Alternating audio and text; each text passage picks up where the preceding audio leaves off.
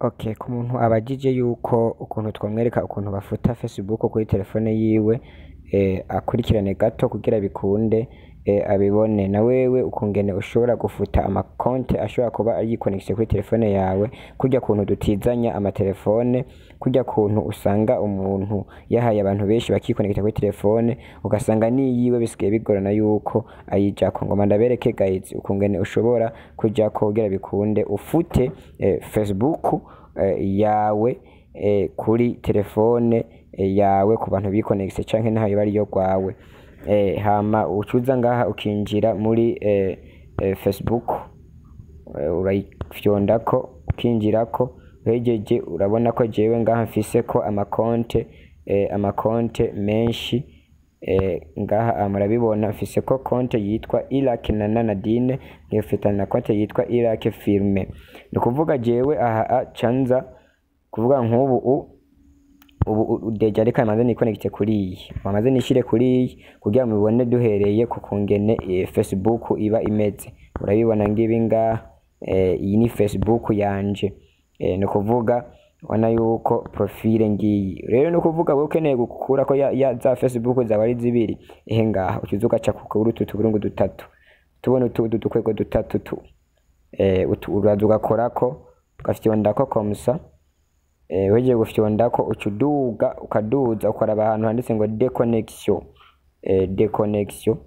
kuvuga ucuza ngaha ugafyonda ngaha kuri deconnection. Urabona ngaha deconnection, ucuza ugafyondako kagira wi, urabona kuvuga abaze gutindako deconnection ucurongera ukaraba twa tuburungu, utudu tuburungu dutatu ngutu ngaha dukimwe tubiri dutatu, atubona kuvuga ucuza ukadufyondako, kuko woza ugafyonda ngaha mugabo tuturungu dutatu ndiko duza kukwendeka ukungene ufuta. Ufyonze ngaha ucuza ugafyonda ngaha kuri tuturungu dutatu komsa. Abonye kuvuga haca haza ijambo hejuru iri ngo gérer le profil. Kuvuga gérer le profil niho hahandi ucuza ugakora ngaha ucuhitamwo profile ukeneye gufuta yariyo kuri telefone yawe ziveko. Rero uzoca usanga hariho umuntu afise profile ya mbere, uwa mbere ari connecte, uwa kabiri ari connecte, uwa gatatu, uwa kane kubandanya ugasanga ni benshi. Rero ni kuvuga ucuza wewe ugakora ngaha, ucuza ugakora kuri twa fresh kagakorako, uje ugakorako komsa nkuko. Wabonye guys ngibi wow.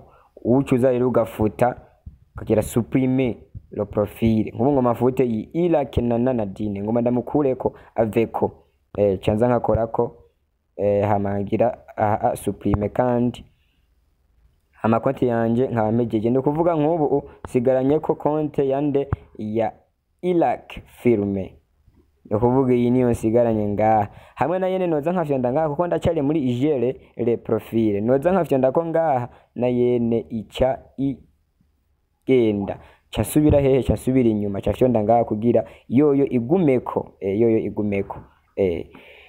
hacanza nkafyonda kuri aka fresh, hama nkasubira inyuma cangira kuri so connecte komsa.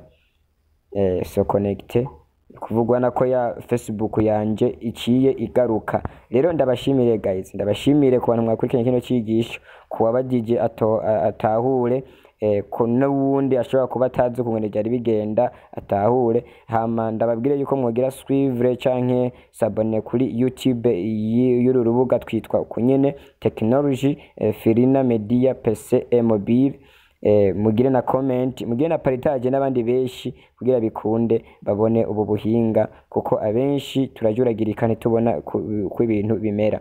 Uru rubuga ndabibutse yuko ari urubuga wigisha buri muntu wese ukungeneye kwitunganiza telefone, kandi telefone igize ikibazo kayivurira we nyene. Hariko vyinshi ivyigisho vyinshi bijanye na telefone.